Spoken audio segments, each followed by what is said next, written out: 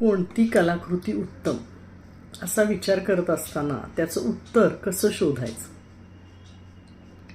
जी कलाकृती हृदयात घर करून राहते, डायरेक्ट हृदयाला भिडते, वर्षानुवर्षांनंतर सुद्धा जशीच्या तशी आपल्याला आठवत राहते, ती कलाकृती उत्तम.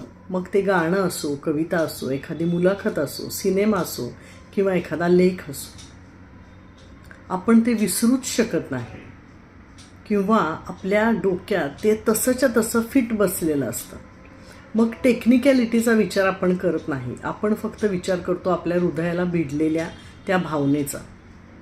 म्हणजे कधी कधी गाणं ऐकताना डोळ्यात टचकन पाणी येतं, एखादी कविता आपल्या हृदयात तशीच्या तशी कोरल्या जाते, एखाद्या मुलाखतीतली काही वाक्य आपण रिलेट करतो, सिनेमातले काही डायलॉग आपल्याला सतत आठवत राहतात. तेच त्यांचं यश असतं.